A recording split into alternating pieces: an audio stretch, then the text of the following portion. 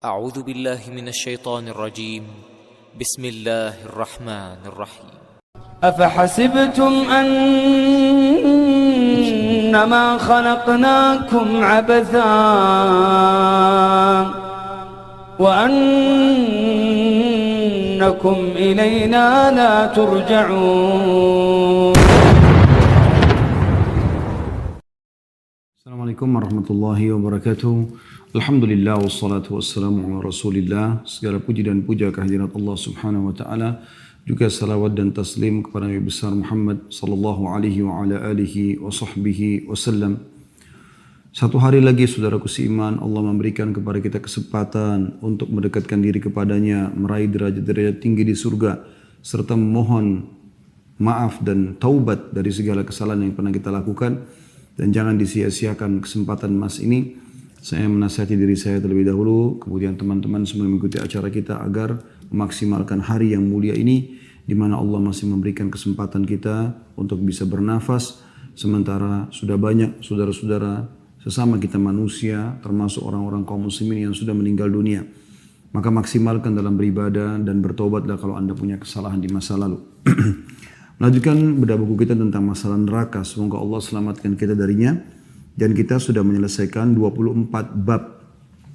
Bab 24 yang terakhir kemarin adalah bukti kalau neraka itu ada. Dan luapan panasnya bisa dirasakan. Saya ingatkan kembali bagaimana Abu Hurairah radhiyallahu anhu meriwayatkan sabda Rasulullah sallallahu alaihi wasallam pada saat mereka mau sholat di waktu duhur dan waktu itu panas sekali karena lagi puncak-puncaknya musim panas ya. Dan sudah saya bahasakan di Madinah khususnya, biasa kalau di musim panas itu bisa sampai antara 45 sampai 50 derajat panasnya luar biasa gitu. Dan masjid Nabi SAW memang tidak memiliki atap ya, tempat para sahabat sholat. Maka karena panasnya kata Nabi SAW, tunggulah hingga waktu teduh untuk mengerjakan sholat. Maksudnya sholat duhur pada saat itu. Karena panas yang sangat ini atau itu berasal dari luapan api neraka jahanam.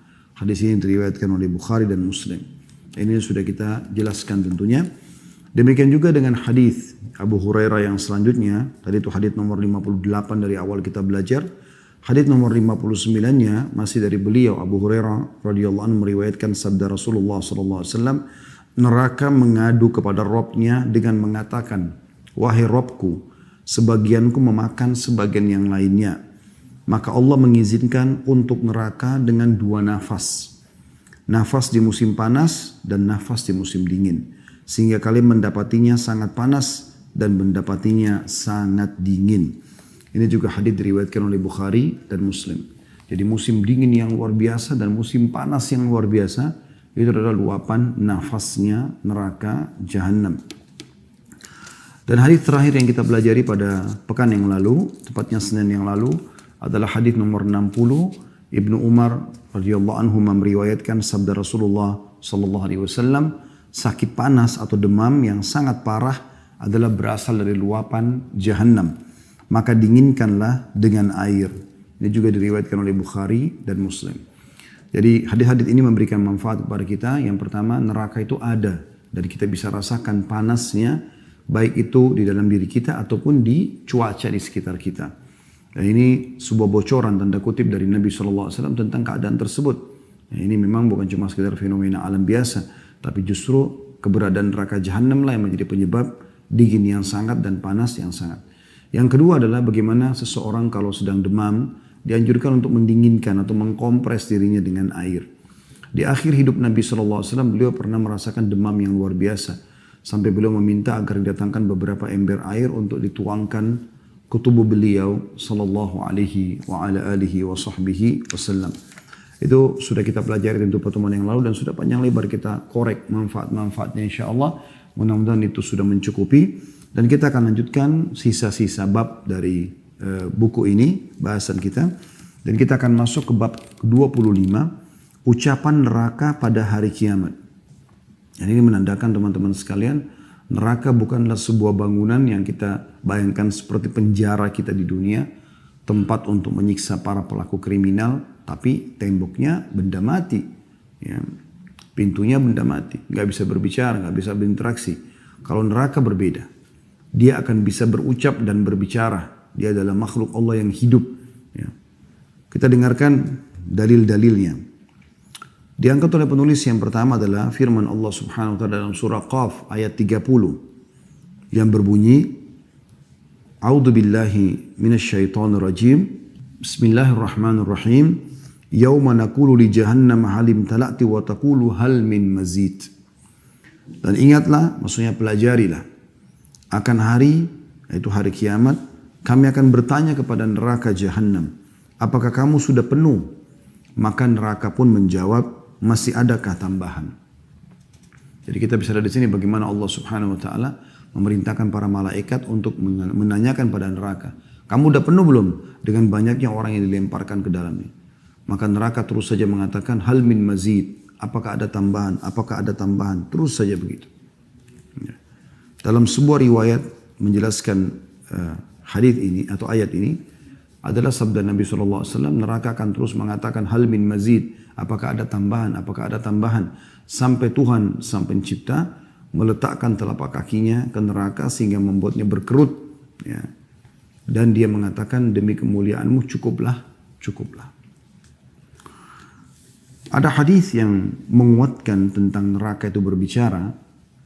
Di situ ada urutan 61, maksudnya dari pertama kita belajar bab tentang neraka ini, semoga Allah selamatkan kita darinya, sudah 61 hadis. Yang berbunyi Abu Hurairah radhiyallahu anhu meriwayatkan sabda Rasulullah sallallahu alaihi wasallam, "Yakhruju 'unuqun minan nari yaumal qiyamah, laha 'ainani tubsiran wa udhunani tasma'an." ولسان ينطق يقول إني وكلت بثلاثة بكل جبار عنيد وبكل من دعا مع الله إلها آخر وبالمصورين. Artinya leher neraka keluar pada hari kiamat. Jadi dia makhluk, dia punya leher. Keluar lehernya yang memiliki dua mata yang dapat melihat, dua telinga yang dapat mendengar, dan lisan yang dapat berbicara. Jadi ada dua matanya, ada dua telinganya, dan ada lisannya bisa berbicara.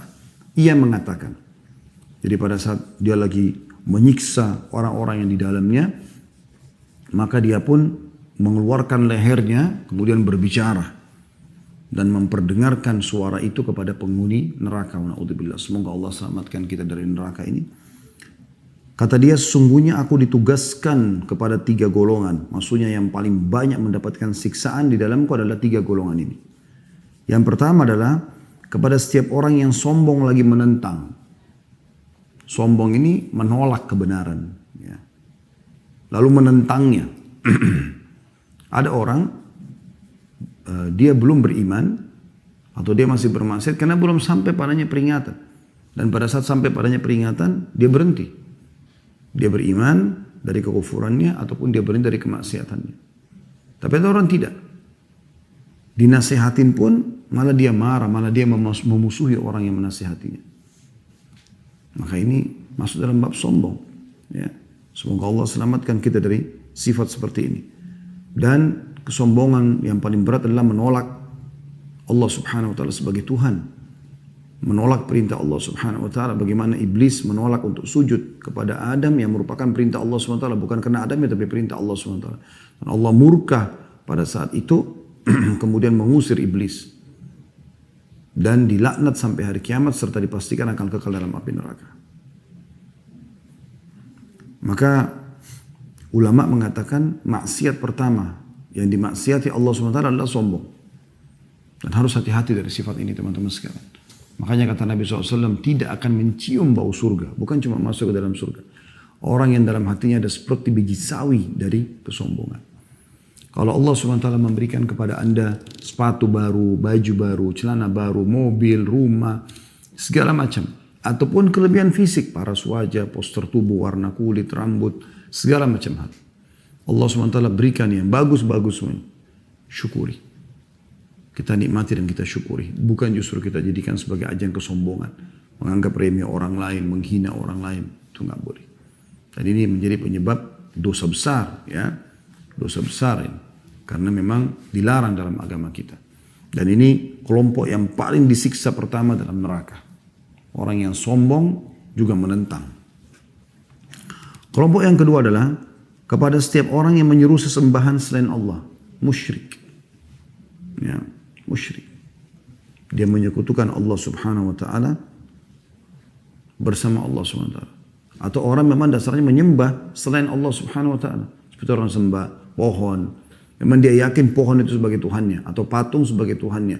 Atau dewa, yang dianggap dewa mungkin ini adalah malaikat ataupun jin. Itu semuanya. Jadi orang-orang yang menyembah selain Allah, ini orang yang paling keras siksaannya. Dan yang ketiga adalah kepada para perupa. Dan ini yang perlu digarisbawahi teman-teman sekalian. Ya. Hadis ini riwayat Tirmidzi jilid 4 halaman 103 dan hadis ini dinilai hasan sahih.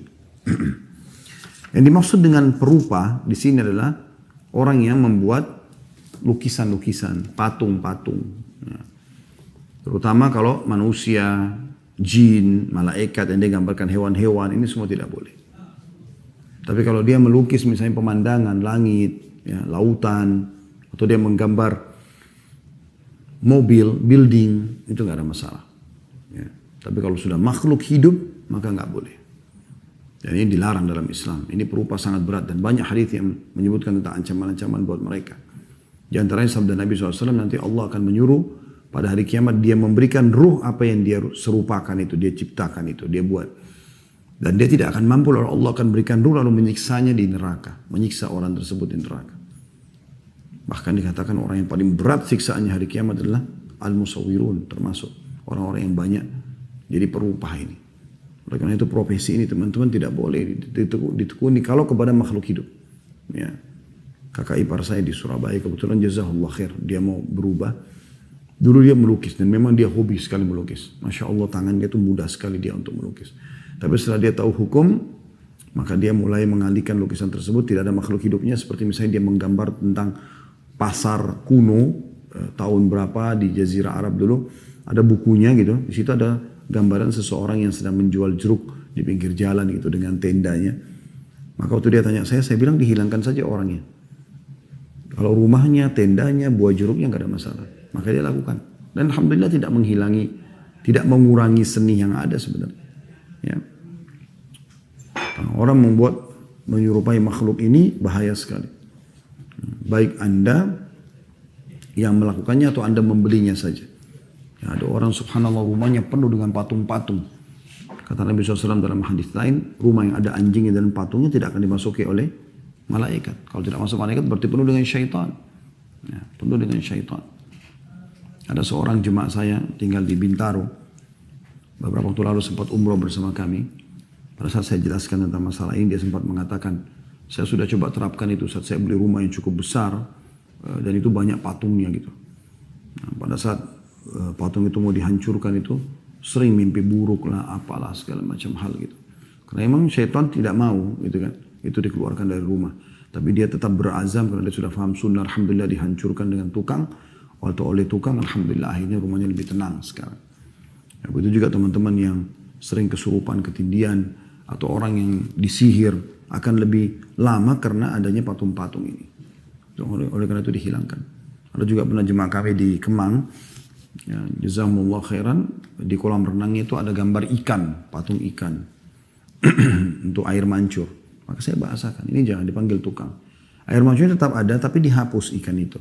Dibuatlah hanya seperti corong saja keluar air mancur itu dan tidak mengurangi dari estetika ataupun seninya gitu kan.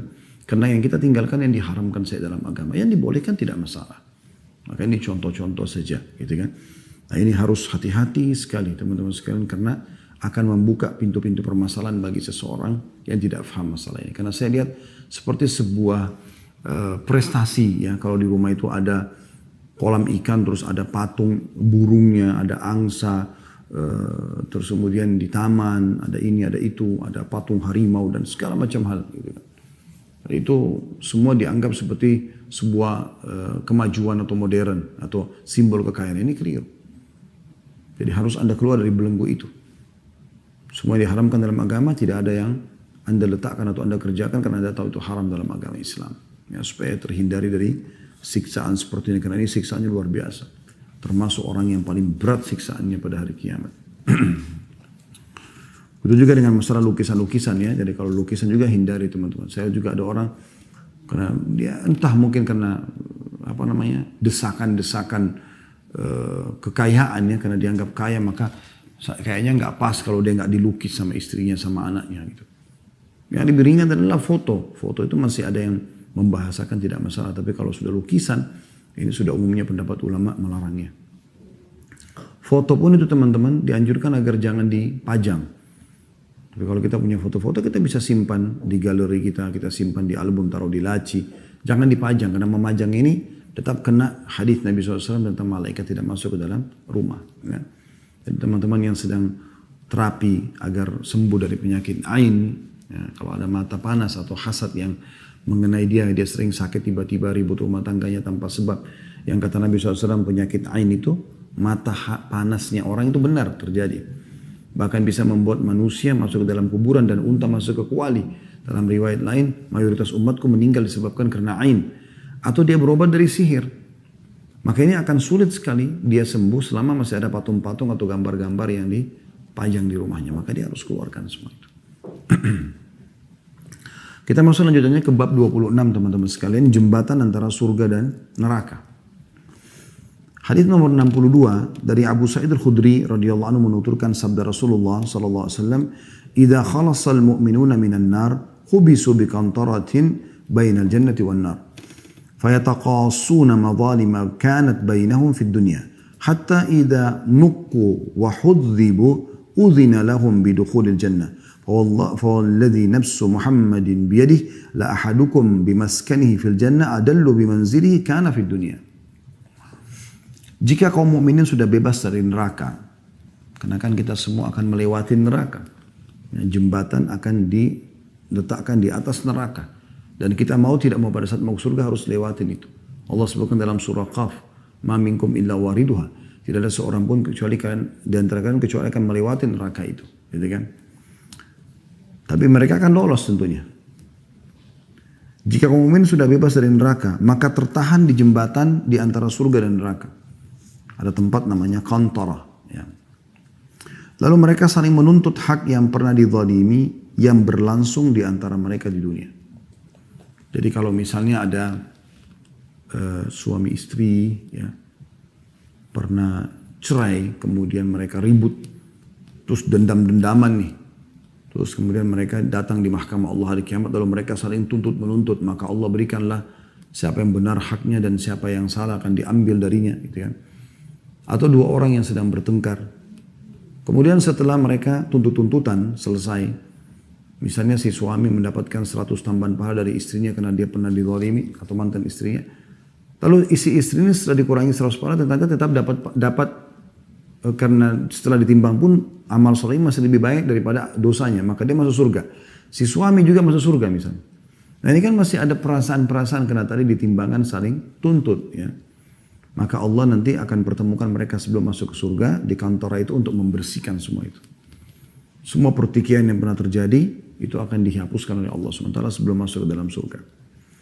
Hingga mereka telah dibersihkan setelah tidak ada lagi penyakit-penyakit hati, dendam sudah tidak ada, habis semuanya. Maka diizinkan kepada mereka memasuki surga. Lalu Nabi SAW bersumpah di akhir hadis, "Demi zat yang jiwa Muhammad di tangannya, maksud demi Allah, sungguh seseorang dari kalian lebih tahu tempat tinggalnya di dunia, di surga. Sungguh seseorang dari kalian lebih tahu tempat tinggalnya di surga daripada tempat tinggalnya di dunia." Hadis riwayat Bukhari, jilid 5 halaman 96. Apa makna daripada kata Nabi SAW? Bagaimana bisa kita lebih mengenal istana kita di surga yang pertama kali kita masuki daripada alamat kita di dunia? Nah ini ada penjelasan.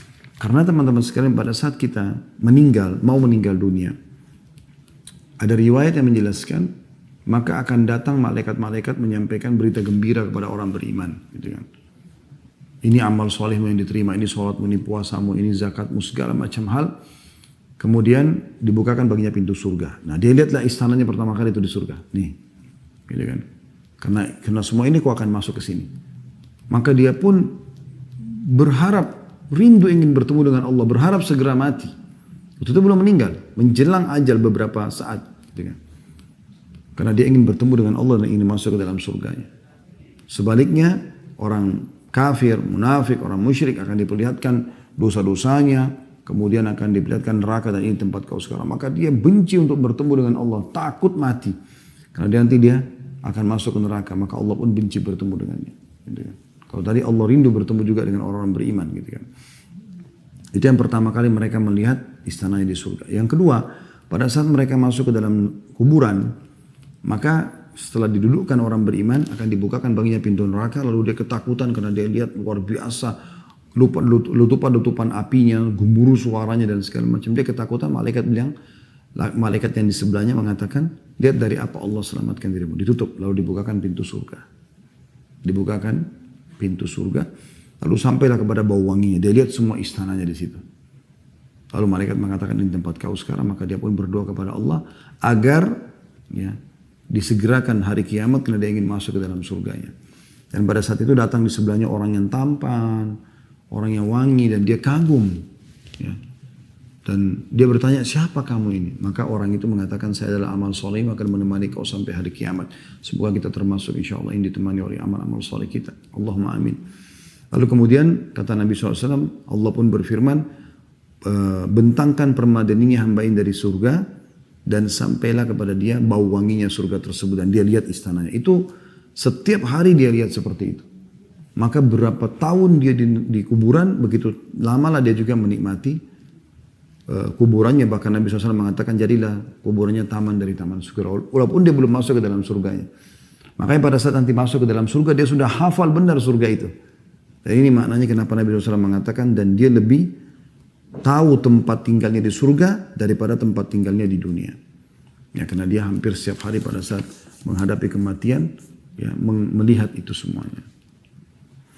Kemudian bab ke-27 teman-teman tentang sifat hasyr atau perhimpunan. Bagaimana Allah Subhanahu wa taala menghimpun kita semuanya nanti pada hari kiamat, dibangkitkan. Diangkat oleh beliau surah Maryam ayat 85 sampai 86. Cuma di sini karena enggak ditulis oleh penerbit ya, oleh penerbit di sini bahasa Arab dari Al-Qur'annya, maka kita akan buka aplikasi Al-Qur'an kita untuk kita lihat ya. Maryam surah nomor 19 ayat 85 sampai 86. Saya akan bacakan. A'udzubillahi minasyaitonirrajim. Yauma nahsyurul muttaqina ila ar-rahmani wafda. Ingatlah atau pelajarilah hari ketika kami mengumpulkan orang-orang beriman atau bertakwa kepada Tuhan yang Maha Pemurah sebagai perutusan yang terhormat, orang-orang yang dimuliakan. Lapat 6-nya, wa nasuqul mujrimuna ila jahannam wirda, dan kami akan menghalau orang-orang yang durhaka ke neraka jahannam dalam keadaan dahaga. Jadi ini yang diangkat oleh beliau sebagai saksi bahasannya. Dan ingatlah hari ketika kami mengumpulkan orang-orang yang bertakwa kepada Tuhan Pemurah sebagai putusan yang terhormat. Dan kami akan menghalau orang-orang yang durhaka ke neraka jahanam dalam keadaan dahaga. Artinya kita akan dibangkitkan pada hari kiamat. Saudaraku seiman, insya Allah kalau kita beriman kepada Allah Subhanahu wa taala dalam kondisi kita terhormat, mulia, bercahaya wajah kita, kita diberikan pakaian dari cahaya. Ya, kemudian kita akan menuju ke surga, mulia dan orang semua menyaksikan masalah itu. Sementara orang-orang yang kafir, fasik, munafik, ahli neraka wa naudzubillah, semoga Allah selamatkan kita dari mereka, dibangkitkan kemudian dalam kondisi wajah mereka membiru ya. Dan dalam keadaan terbakar bahkan hitam, dalam beberapa riwayat dikatakan ya, ada api di wajah mereka dan dalam kondisi mereka dahaga, haus. Dalam kondisi mereka haus, mereka dibakar lagi di neraka. Ibnu Mubarak meriwayatkan dalam kitab Az-Zuhud nomor 83 dengan sanadnya dari Mujahid tentang firman Allah SWT, dan kami akan menghalau orang-orang yang durhaka ke neraka jahanam dalam keadaan dahaga. Ia mengatakan leher mereka terputus karena kehausan. Jadi Anda yang hari ini puasa, mungkin Anda bisa rasakan bagaimana dahaga itu. Ya? Rasanya tenggorokan ini kering. Dan kita kadang-kadang menelan ludah pun masih terasa kurang gitu. Butuh dibasahkan dengan cairan air gitu kan. Bagaimana dengan orang yang dahaganya sudah sangat luar biasa, mungkin sampai berhari-hari nggak minum. Sampai kering benar tenggorokan itu, seakan-akan tenggorokan akan putus. Ya. Tapi di sini Ibnu Mubarak memastikan justru leher mereka memang terputus karena kehausan, rusak semuanya. Ya. Dan ini na'udzubillah sifat atau bagaimana dihimpunnya orang-orang kafir pada hari kiamat nanti. Juga beliau mengangkat firman Allah SWT selanjutnya dalam surah Al-Kahfi ayat 47. Nah, ini ayatnya ditulis oleh penerbit. Saya bacakan, a'udzubillahi minasyaitonirrajim. Wa taral arda barizatan wa hasyarnahum falam nughadir minhum ahada. Dan kamu akan lihat bumi pada saat itu datar dan kami kumpulkan seluruh manusia dan tidak kami tinggalkan seorang pun dari mereka. Artinya dipastikan nanti hari kiamat tidak ada lagi gunung-gunung, tidak ada lagi lautan, semuanya daratan datar. Dalam beberapa ayat Al-Quran digambarkan bahwasanya Allah Subhanahu wa taala mencabut gunung-gunung lalu menghantamkannya dengan satu benturan dengan bumi ini, maka hancur semuanya. Semuanya menjadi daratan saja. Sehingga menjadi mahsyar, tempat kita dibangkitkan. Dan seluruh manusia tidak terkecuali, baik yang beriman ataupun yang membangkang akan dibangkitkan pada saat itu. Kemudian dalam surah Toha, surah nomor 20, ini sebagaimana di dalam buku, bagian-bagian buku tidak ditulis ayat Al-Qur'annya. Kita coba buka surah Toha, surah nomor 20, ayat 102. Bunyinya a'udzubillahi minasyaitonirrajim yauma yunfakhu fis sur wa nahsyurul mujrimina yauma idzin zurqa. Pada hari itu ditiupnya sangkakala, pada hari kiamat, hari perhimpunan, kami akan mengumpulkan pada hari itu orang-orang yang berdosa dan muka mereka biru muram. Biasa Anda lihat kalau orang kena pukul kemudian bengkak, ya. Wa na'udzubillah, awalnya biasa merah lama-lama membiru, ya. Karena kesakitan yang mereka luar biasa rasakan gitu. Nah, ini ciri perhimpunan bagi mereka, ya. Akan dibangkitkan seperti ini keadaan. Kemudian saya tambahkan, karena di buku kita cuma 102, kita tambahkan ayat 103-nya, ya, 104. Kita coba hubungkan, ya. Yang 103 ini berbunyi, yatakhafatuna bainahum illa bithtum illa 10. Lalu mereka berbisik-bisik di antara mereka, kamu tidak berdiam di dunia melainkan hanya 10 hari. Artinya mereka baru sadar pada saat itu ternyata dunia yang kita lalui 60, 70, 80, 100 tahun hanya seperti 10 hari, ya. Itulah. Atau kita dibangkitkan juga. Kemudian 104-nya nahnu a'lamu bima yaquluna idh yaqulu amsaluhum tariqatan illa bistum illa yauma. Kami lebih mengetahui apa yang mereka katakan. Ketika berkata orang yang paling lurus jalannya di antara mereka, kamu tidak berdiam di dunia melainkan hanya sehari saja. Ya. Jadi pada saat itu luar biasa. Bagaimana orang-orang ini sudah tidak bisa menghindar dari hukuman Allah Subhanahu wa taala, dan dipastikan teman-teman sekalian mereka dibangkitkan dalam kondisi seperti ini. Mereka ketakutan, mereka penuh dengan rasa sakit karena di mahsyar itu Allahu a'lam berapa ribu tahun kita akan di sana. Tentu orang-orang beriman akan melaluinya sangat cepat, sebagaimana sabda Nabi SAW. Tapi orang-orang ini akan merasakan susahnya, ya, melalui mahsyar tersebut. Kemudian selanjutnya juga disebutkan dalam surah Maryam ayat 68. Kita kembali ke surah nomor 19, ya, ayat 68. A'udzubillahi minasyaitonirrajim. فَوَرَبِّكَ لَنَحْشُرَنَّهُمْ وَالشَّيَاطِينَ ثُمَّ لَنُحْضِرَنَّهُمْ حَوْلَ جَهَنَّمَ جِثِيًّا. Demi Tuhanmu, hai Muhammad, sesungguhnya akan kami bangkitkan mereka bersama syaitan-syaitan. Orang-orang kafir, orang munafik, musyrik akan bangkit bersama yang goda mereka dari syaitan. Kemudian akan kami datangkan mereka ke sekeliling Jahannam dengan berlutut. Jadi seperti orang yang mau dihukum, seperti apa sih? Mereka dijejerkan, kemudian dilututkan, ya, dalam kondisi mereka terhina. Dalam beberapa riwayat-riwayat disebutkan mereka dibelenggu, ya, tangan ke leher mereka dalam kondisi mereka terhina. Mereka nggak bisa buat apa-apa lagi. Tinggal tahu pasrah, di depannya tinggal penyiksaan saja yang ada. Ya. Saya bacakan dulu beberapa ayat setelahnya, itu kan ayat 68, ayat 69-nya. ثُمَّ لَنَنْزِعَنَّ مِنْ كُلِّ شِيئَةٍ أَيُّهُمْ أَشَدُّ عَلَى الرَّحْمَنِ عِتِيًّا. Kemudian pasti kami akan tarik dari tiap-tiap golongan siapa di antara mereka yang sangat durhaka kepada Tuhan yang Maha Pemurah. Allah Subhanahu wa taala tidak mau beriman. Ada pencipta langit dan bumi namanya Allah. Siapa Allah itu? Ini nggak boleh Allah larang. Nggak usah, nggak mau dengar. Ya. Ayat 70-nya, "Tsumma lanahnu a'lamu billadzina hum aula biha siliya." Kemudian kami sungguh lebih mengetahui orang-orang yang seharusnya dimasukkan ke dalam neraka. Ayat 71-nya, "Wa im minkum illa waridha kana 'ala rabbika hatman maqdiya." Dan tidak ada seorang pun darimu melainkan mendatangkan neraka itu. Hal itu bagimu atau bagi Tuhanmu adalah suatu kemestian yang sudah ditetapkan.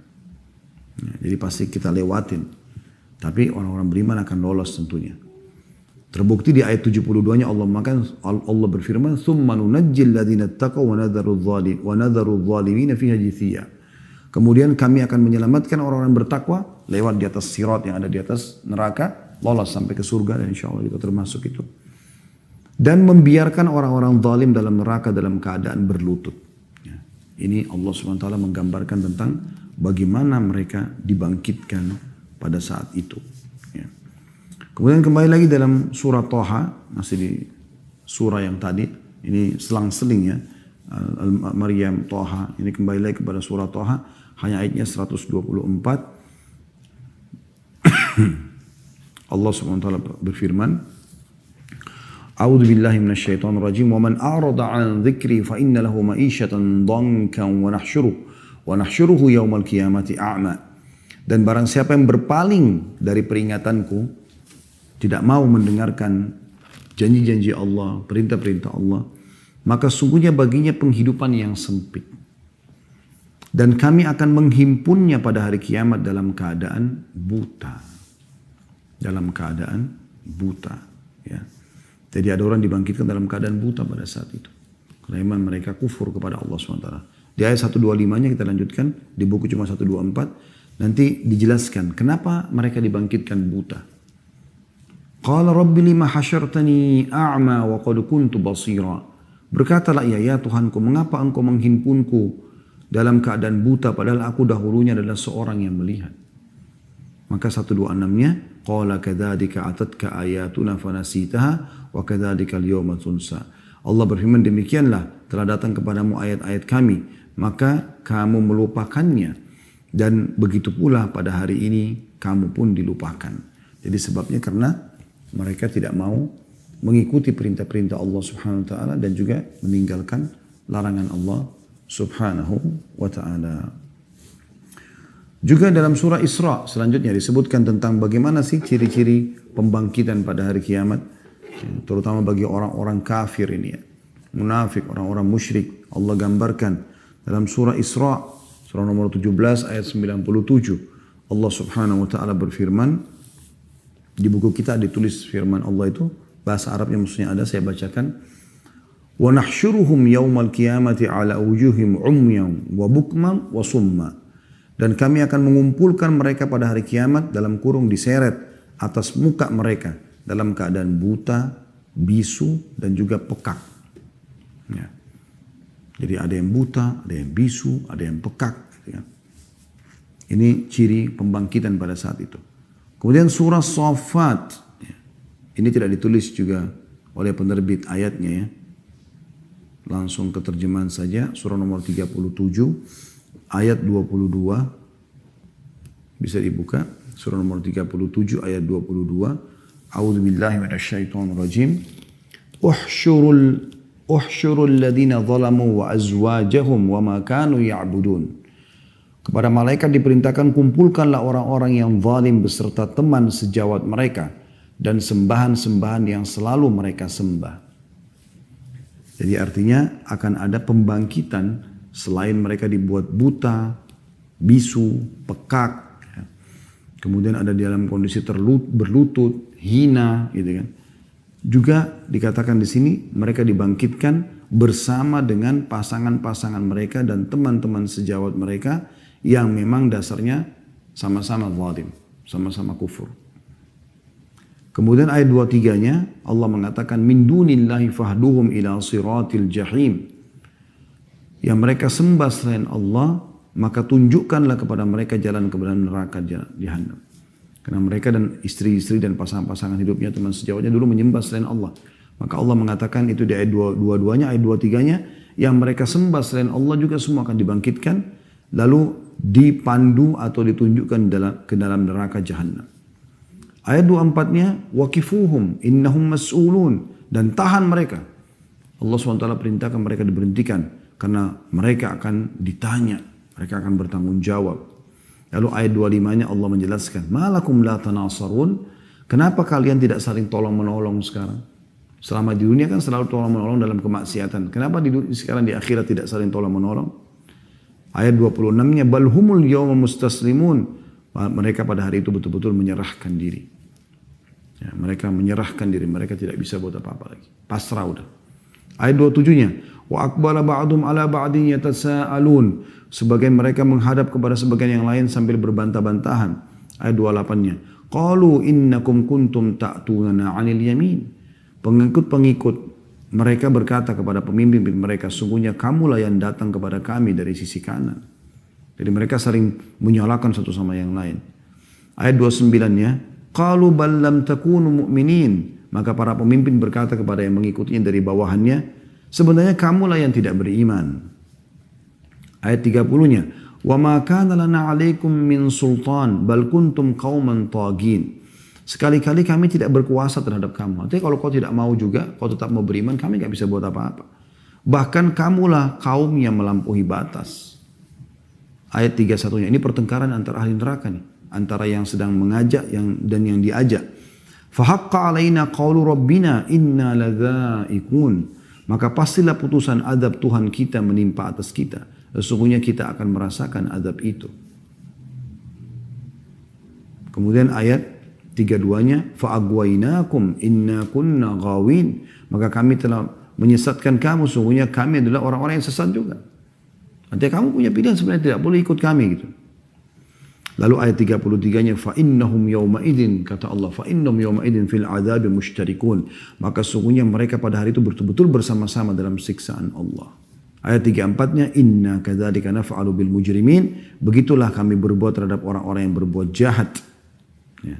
Jadi orang-orang yang bermaksiat kepada Allah Subhanahu wa ta'ala. Dan kalau kita terus ikutin ayat ini, akan terus sama penjelasan-penjelasannya. Tapi saksi bahasan kita, ya, mereka dibangkitkan dengan sesembahan-sesembahan mereka, dengan teman-teman sejawat mereka yang sefaham, yang sama-sama ke diskotik, ke bar, buat-buat maksiat segala macam. Mereka tidak taubat, sama dibangkitkan semuanya. Kemudian selanjutnya beliau mengangkat surah Fussilat, ya, ayat 19. Ini juga sama. Tidak ditulis ayatnya oleh penerbit, ya.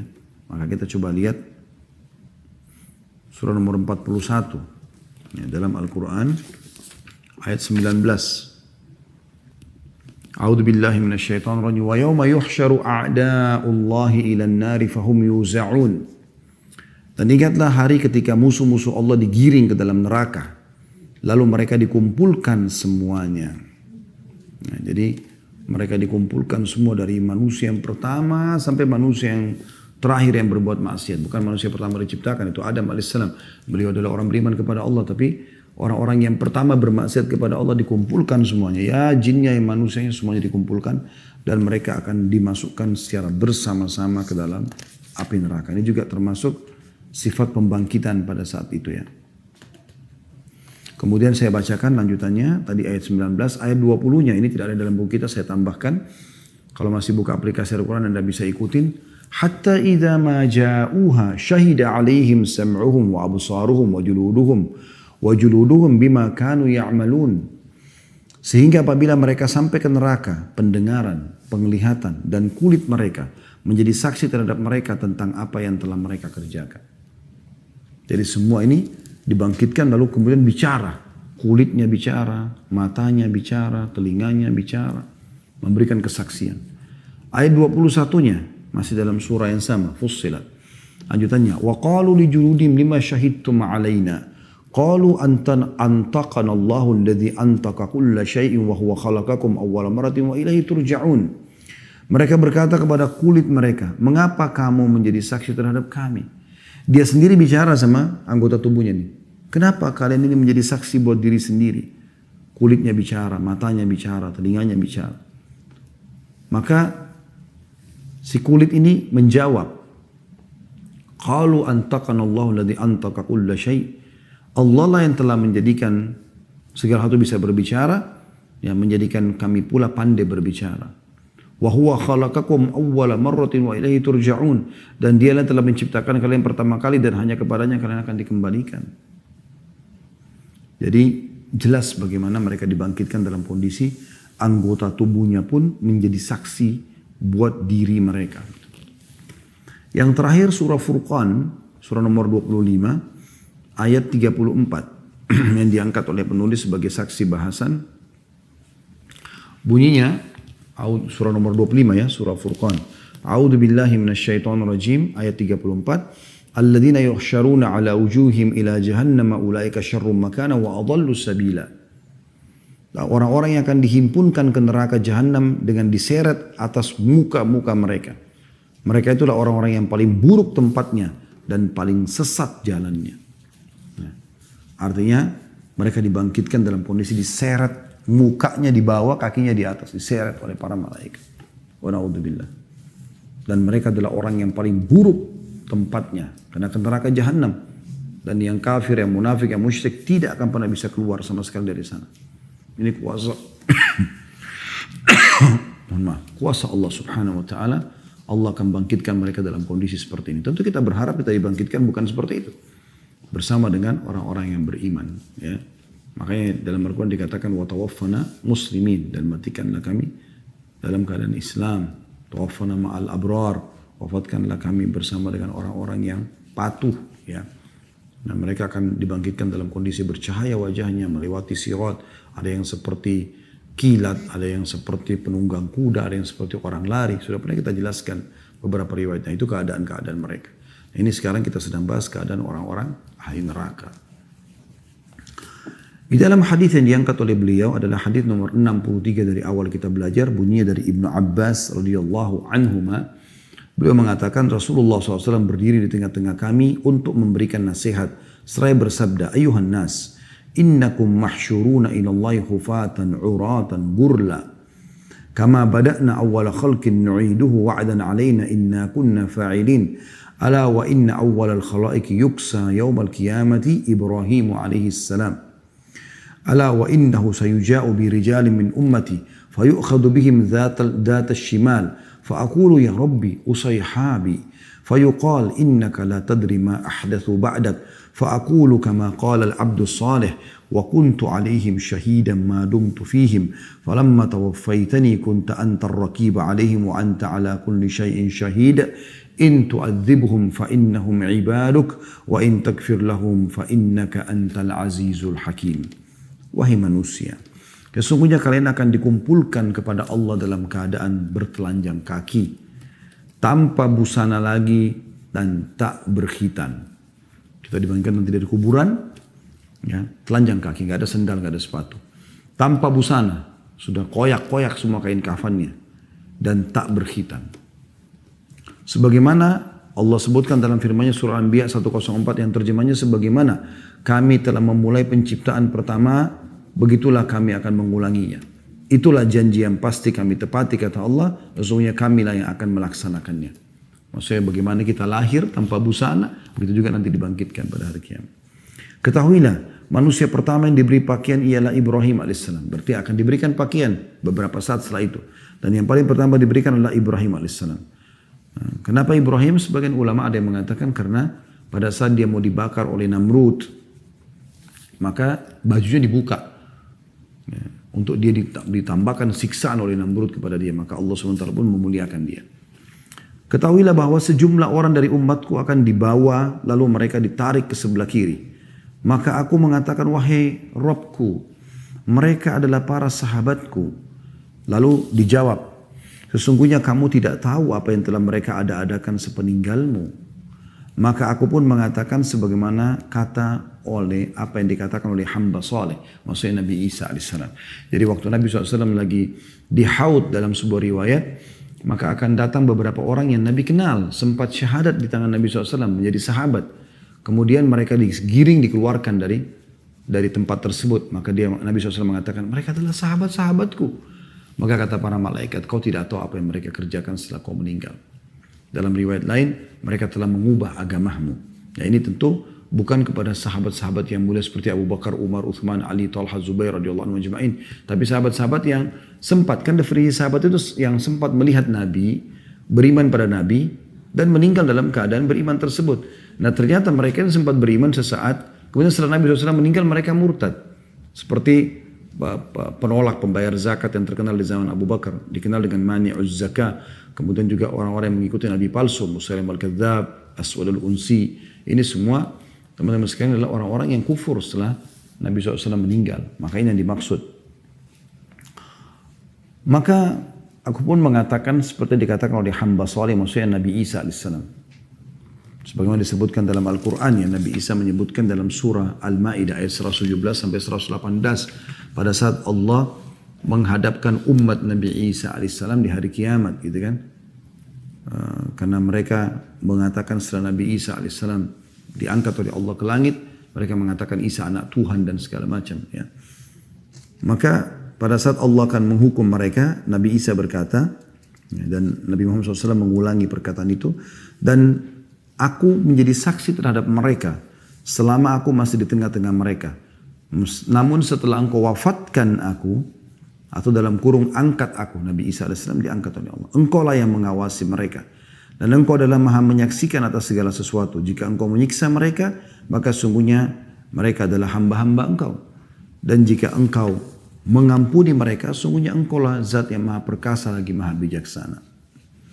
Lalu kata Nabi SAW, lalu dikatakan kepadaku, sesungguhnya mereka terus berbalik ke belakang mereka, maksudnya dalam keadaan murtad meninggalkan agama, sejak kamu berpisah dengan mereka. Hadis ini riwayat Bukhari, jilid 11 halaman 337 dan Muslim 17 halaman 194. Nah, ini memberikan gambaran kepada kita bagaimana nanti akan ada orang dibangkitkan hari kiamat. Ya, ternyata mereka tadinya Muslim, karena mereka murtad, mereka ikut bersama dengan golongan orang yang jelas-jelas kafir dari awal. Gitu ya. Kemudian selanjutnya hadis nomor 64. Ya. Aisyah radhiyallahu anha berkata, aku mendengar Rasulullah SAW bersabda, yuhsyarun nasu hufatan, uratan, gurla. Qalat Aisyah, ar-rijalu wan nisa'u yanzuru ba'dhum ila ba'd. Qala al-amru ashaddu min an yuhimmahum dhalik. Manusia dikumpulkan dalam keadaan telanjang, bertelanjang kaki, tanpa berbusana, lagi tak berkhitan. Begitu keadaan orang dibangkitkan dari kuburan nanti. Kita semua sama. Tidak ada alas kaki, tidak ada sepatu, tidak ada sendal. Ya, semua sudah hancur itu. Tidak ada busana dan tidak berkhitan. Maka Aisyah mengatakan, apakah laki-laki dan wanita semuanya akan melihat satu sama yang lain? Karena laki-laki perempuan sama-sama berdiri tanpa busana semuanya. Maka kata Nabi SAW, perkaranya lebih dahsyat daripada memperhatikan hal itu. Hadis ini riwayat Bukhari, jilid 11 halaman 377 dan Muslim 17, jilid 17 halaman 194. Artinya, pada saat itu kita dibangkitkan awal, laki-laki perempuan bersebelah-sebelahan. Kuburannya kan tidak bisa dipisahin. Karena memang kuburan di muka bumi ini orang dikubur bersebelah-sebelahan. Nah, Muslim sama Muslim, kafir sama kafir, biasanya kan begitu. Nah, dibangkitkan seperti itu. Maka Aisyah pun secara normal menanyakan, ya Rasulullah, laki-laki perempuan sering lihat-melihat. Perhatikan jawaban Nabi SAW yang menggambarkan dahsyatnya hari perhimpunan pada saat itu.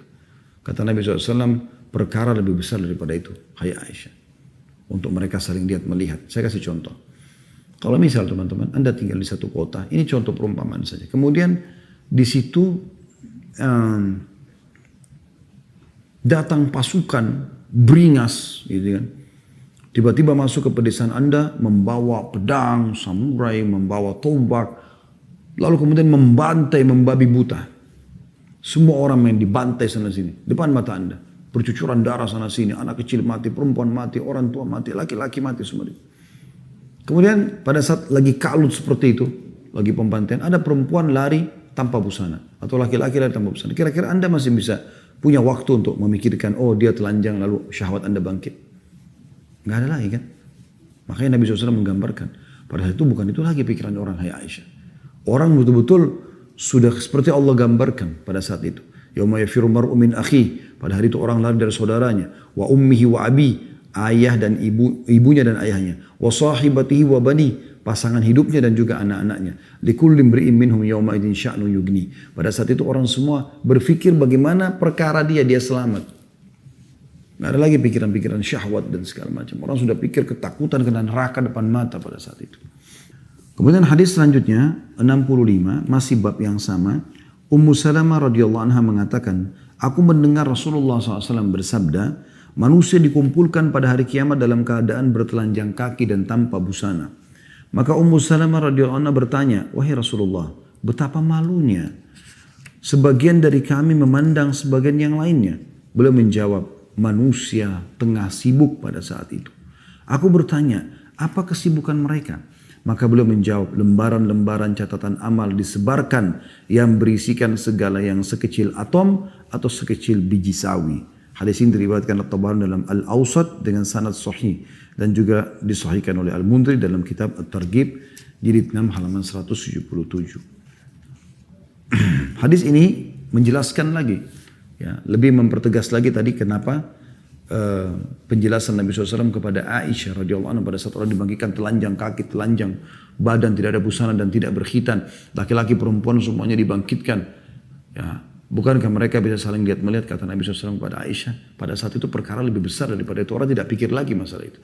Di hadits Ummu Salamah, pada saat Ummu Salamah mengatakan, malu ya Rasulullah, saling lihat melihat laki-laki perempuan.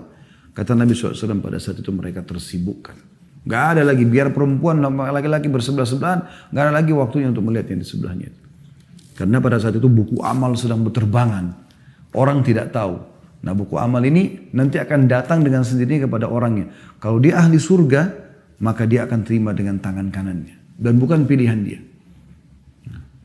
Maka pada saat dia terima, dia gembira sekali. Karena dia sudah tahu dia akan selamat masuk ke dalam surga. Dan nanti akan ada orang yang terima bukunya dengan tangan kirinya. Dan pada saat itu dia tidak bisa menolak. Dia sudah tahu dia akan menuju ke neraka. Maka pada saat itu dia akan ketakutan sekali.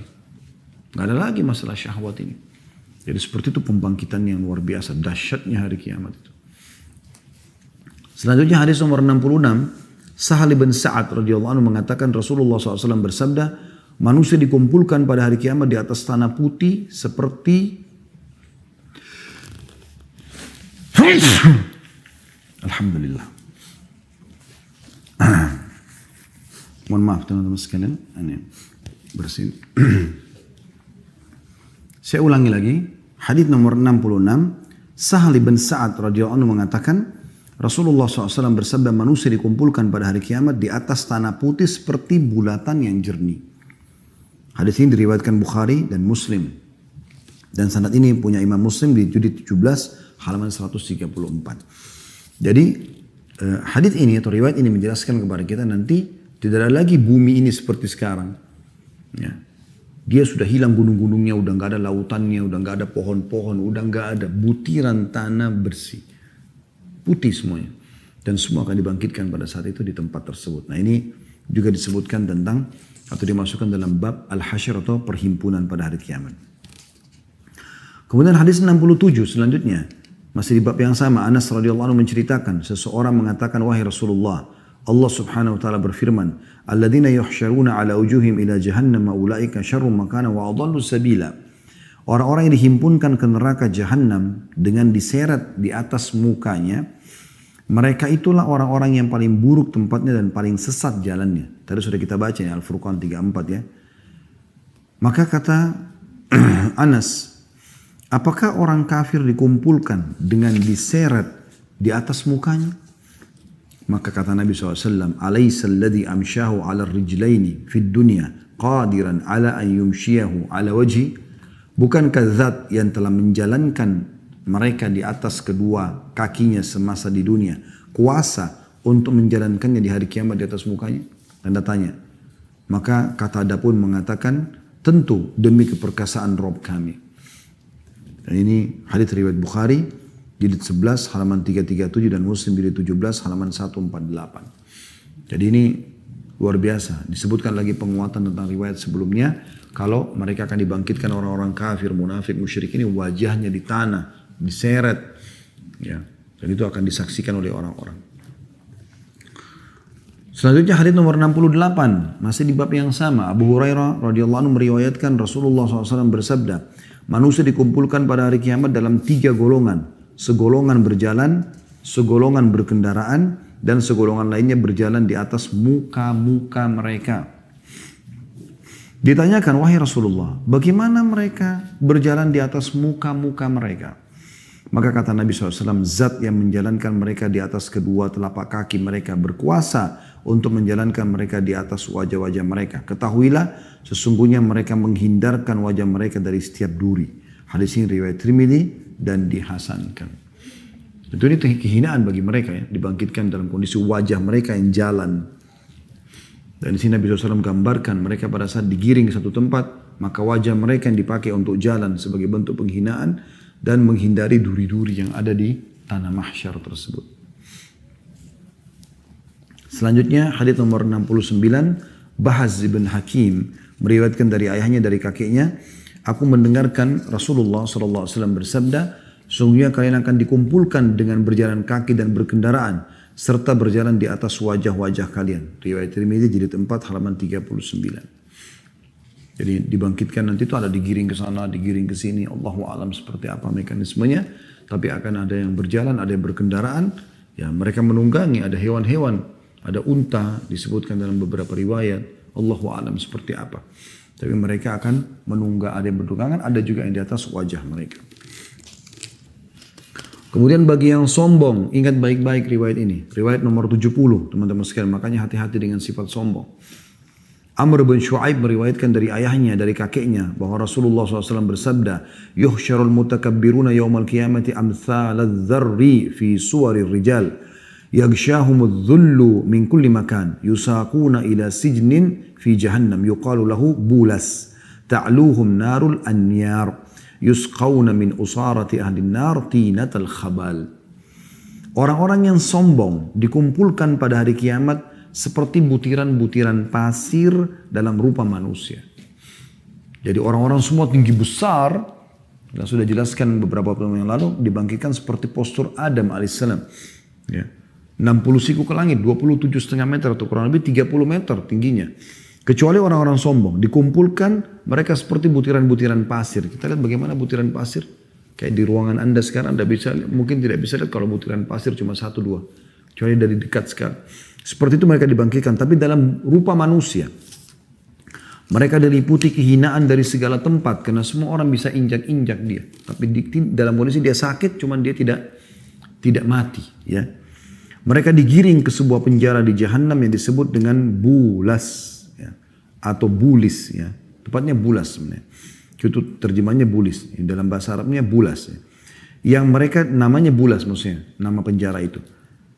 Yang mereka diliputi api yang sangat panas, serta mereka diberi minum dari cairan ahli neraka, tinatul khabal. Ya. Yang dimaksud dengan tinatul khabal ini teman-teman sekalian adalah kotoran. Kita pernah pelajari itu ya, nanah dan darahnya ahli neraka. Selanjutnya kita selesaikan insyaAllah. 71, hadis 71, Abu Hurairah radhiyallahu anhu meriwayatkan Rasulullah SAW bersabda, manusia dikumpulkan pada hari kiamat dengan 3 cara. Ragibin warahibin. Ya. Ragibin warahibin. Dalam keadaan senang dan ketakutan.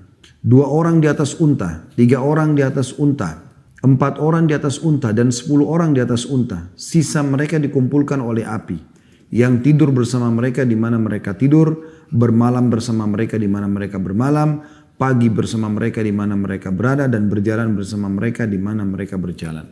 Hadis ini diriwayatkan oleh Bukhari jilid 11 halaman 377, Muslim jilid 17 halaman 194. Ini hal yang lain lagi, mereka dibangkitkan, ada yang menunggangi unta, ada 2 orang, ada 3 orang, ada 4 orang. Begitu seterusnya, bahkan ada 10 orang di atas 1 ekor unta. Bagaimana? Allahu a'lam, kita tidak tahu. Tapi begitulah dibangkitkan pada hari kiamat. Ya. Kita berharap tentunya kita berada di bawah naungan Allah Subhanahu wa taala pada hari kiamat. Yang 7 golongan di bawah naungan Allah, tidak ada naungan kecuali naungan Allah, gitu kan? Pemimpin yang adil, orang yang terikat hatinya dengan masjid, orang yang menangis pada saat mengingat Allah sendiri, orang yang saling mencintai karena Allah dan berpisah karena Allah, orang yang terikat hatinya dengan masjid, orang yang menolak perzinahan karena takut kepada Allah, orang yang berinfak dengan tangan kanan sampai tangan kirinya tidak tahu. Jadi orang-orang yang memang ada golongan yang Allah selamatkan, semua kita termasuk insya Allah dari itu. Jadi kita tidak ikut-ikutan seperti orang-orang yang repot sekali mereka dengan susah payah di mahsyar itu. Tapi ini Allah berikan gambaran. Kemudian hadis selanjutnya 72, Abu Hurairah meriwayatkan sabda Rasulullah radhiyallahu anhu, sabda Rasulullah SAW, manusia berpeluh pada hari kiamat, keluar keringatnya, sehingga peluh mereka masuk di bumi sedalam 70 hasta. Peluh itu benar-benar akan menenggelamkan mereka hingga mencapai telinga mereka. Hadis riwayat Bukhari, jilid 11 halaman 192 dan Muslim jilid 17 halaman 196. Ini teman-teman kalau kita renungi luar biasa. Bagaimana manusia pada itu dibangkitkan seperti postur ayahnya Adam. 60 siku ke langit, berarti 27,5 meter. Kemudian mereka akan keluarkan keringat karena panasnya, tenggelam sampai 70 hasta keringat tersebut, lalu kemudian meluap sampai ke kuping mereka. Berarti naik lagi sekitar 20 meter lebih keringat itu sampai ke kuping-kuping mereka. Ini tentu orang kafir, orang bermaksiat kepada Allah, ya, yang tidak taubat dan segala macam. Orang munafik ini yang Allah SWT berikan seperti ini. Jadilah orang-orang beriman yang bisa selamat teman-teman sekalian. Ya, selamatkan diri anda, itu di tangan anda semua keselamatan itu. Selanjutnya hadits nomor 73 dari Ibnu Umar radhiyallahu anhu, beliau menuturkan bahwasanya Nabi SAW, ya, dari Nabi SAW beliau membaca firman Allah SWT, yauma yakumun nasu li rabbil alamin qala yakumu ahadun fi rashihi ila ansafi udhunai. Pada saat beliau membaca surah Al-Mutaffifin ayat 6 yang terjemahnya, yaitu hari ketika manusia berdiri menghadap Rabb semesta alam. Kata Nabi SAW, salah seorang dari mereka berdiri di tengah peluhnya hingga mencapai separuh telinganya. Hadis ini riwayat Bukhari, jilid 11 halaman 392 dan Muslim jilid 17 halaman 195. Jadi betul-betul mereka dibangkitkan dengan keringat mereka sampai ke kuping mereka. Dan mereka tidak bisa menghindar. Harus mereka tenggelam dengan peluhnya sendiri. Kita teman-teman sekalian gerah sedikit aja rasanya gak nyaman gitu kan. Gerah itu membuat kita gak nyaman karena dia kotor ya, dia terasa asin. Kita ingin berlepas diri. Bagaimana dengan orang yang tenggelam dengan keringatnya sendiri? Siksaan tersendiri itu. Selanjutnya mungkin 4 riwayat terakhir ya. Ini kena tanggung kalau kita gak selesaikan. Hadis nomor 74, Mikdad radhiyallahu anhu mengatakan, aku mendengar Rasulullah SAW bersabda, matahari pada hari kiamat dengan makhluk, ya, hingga jarak matahari pada hari kiamat itu dengan makhluk, jaraknya hanya sejarak 1 mil antara matahari dengan makhluk. Sulaim bin Amir berkata, demi Allah aku tidak tahu apa yang dimaksud dengan mil tersebut, jarak bumi atau 1 mil yang dipakai untuk mencelak mata. Jadi apakah mil itu yang dihitung yang 1,5 kilometer atau kurang lebih seperti itu ya? Apakah itu yang dimaksud sekarang saja kan jutaan kilometer dari bumi matahari, tapi sudah panasnya luar biasa. Bagaimana dengan kalau cuma 1 mil? Tapi beliau mengatakan, saya tidak tahu yang dimaksud ini 1 mil yang jarak perjalanan di bumi kah? Atau memang 1 mil, orang Arab juga mengatakan mil. Kalau ada yang ikuti acara kita akhwat mungkin tahu masalah itu, kalau mau menggunakan celak, biasanya dia menggunakan alatnya ya, atau kayunya, itu diambil kemudian dekatkan dengan mata. Pas dia mau gosok di bulu matanya, itu jarak mendekati bulu matanya itu dikatakan dengan mil juga dalam bahasa Arab. Kalau matahari sampai seperti dekat itu dengan mata seseorang, bagaimana dia dengan keringatnya? Beliau melanjutkan, manusia itu sesuai kadar amal mereka dalam peluhnya. Jadi makin banyak dosanya, makin banyak keringatnya akan menenggelamkan dia. Di antara mereka ada yang peluhnya sampai pada kedua mata kakinya. Ada yang sampai pada kedua lututnya. Ada pula yang sampai pada pinggangnya. Dan ada pula yang di antara mereka yang ditenggelamkan oleh peluhnya sendiri. Sembari Rasulullah SAW memberikan isyarat tangannya ke mulut beliau. Artinya sampai keringat itu ke sini. Wa na'udzubillah. Hadis ini diriwayatkan Muslim di 17 halaman 196. Ini ciri-ciri perhimpunan pada saat itu. Maka takutlah teman-teman sekalian, takut, hati-hati, khawatirlah. Ya, jangan buka pintu-pintu dosa. Kita selalu berdoa agar Allah menjaga kita. Hadis ke-75 maksud saya maaf. Hadis ke-75, Abdullah bin Mas'ud radhiyallahu anhu mengatakan, bumi seluruhnya menjadi neraka pada hari kiamat dan surga di hadapannya dengan gadis-gadisnya dan piala-pialanya. Demi zat yang jiwa hamba Allah berada di tangannya. Maksudnya dia bersumpah atas nama dia. Sesungguhnya seseorang mengeluarkan peluh sehingga mengalir di tanah, kemudian naik sehingga mencapai hidungnya dan ia tidak disentuh oleh hisab. Itu masih baru hari pembangkitan, belum ditimbang amalnya nih. Sudah bentuk siksaan begitu. Jadi orang sudah bisa lihat, oh ini orang banyak dosanya, oh ini orang sedikit dosanya, atau ini orang bahkan selamat tidak ada dosanya. Jadi sebelum ditimbang amal sudah ketahuan. Dikatakan, mereka bertanya, mengapa demikian wahai Abu Abdurrahman? Jadi orang pada bertanya kepada Abdullah bin Mas'ud, kenapa orang tenggelam dengan keringatnya sendiri? Ia menjawab, karena ia melihat manusia dan mereka dilemparkan. Ya, kenapa dia sampai keringatan? Ternyata bukan hanya sekedar panas, tapi karena mereka ketakutan. Ketakutan itu membuat keringat keluar, gitu kan? Karena mereka melihat bagaimana manusia dilempar-lemparkan ke dalam neraka di depan mata mereka. Sambil teriak histeri, mereka lihat itu. Wa na'udzubillah. Semoga Allah selamatkan kita. Dua riwayat terakhir dalam bab kita ini teman-teman sekalian, dan kita tutup dengan ini, insyaallah di sini kita buka pertanyaan. Hadis ke-76 juga masih dari sama Abdullah bin Mas'ud radhiyallahu anhu bahwa Rasulullah SAW bersabda, innar rajula la yaljamuhul araqu yaumal qiyamah fayaqul ya rabbi irhamni walau ilan nar. Sesungguhnya seseorang akan ditenggelamkan oleh peluhnya sendiri pada hari kiamat. Maka ia akan mengatakan, wahai Rabb, wahai pencipta, wahai Allah, kasihanilah kami walaupun kami harus masuk ke neraka. Hadis ini diriwayatkan oleh At-Tabarani dengan sanad yang dalam Al-Kabir dengan sanad bagus, dan Al-Mundhir juga sebutkan dalam At-Targhibnya. Riwayat yang sebelumnya juga tadi riwayat Ibnu Mas'ud juga diriwayatkan oleh At-Tabarani mauquf dengan sanad yang bagus ya. Juga Al-Mundhir disebutkan dalam kitab At-Targhib semuanya. Jadi pada saat itu mereka belum tahu bahwasanya akan ada timbangan amal setelah itu dan akan ada neraka. Neraka ini jauh lebih parah, lebih menyakitkan, seburuk-buruk tempat daripada tenggelam dengan peluh. Tapi karena tersiksanya mereka seperti orang yang tidak bisa sama sekali buat apa-apa. Peluh itu mau tidak mau akan selalu memenuhi sampai ke mulutnya. Dia telan pun sebanyak mungkin tetap akan sama kondisinya, dia disiksa. Sampai dia berharap walaupun dia pergi ke neraka. Padahal dia tidak tahu kalau neraka itu lebih berat. Saking beratnya siksaan pada saat itu. Semoga Allah selamatkan kita. Yang terakhir teman-teman, hadis 77.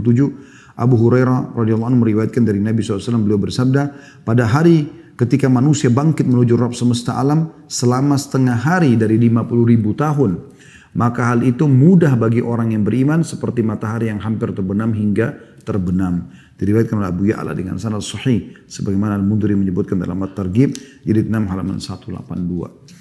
Jadi di sini maksudnya pada saat itu dari gambaran hadits ini atau riwayat ini, setengah hari dari 50.000 tahun berarti 25.000 tahun orang berdiri di mahsyar pada saat itu. 25.000 tahun.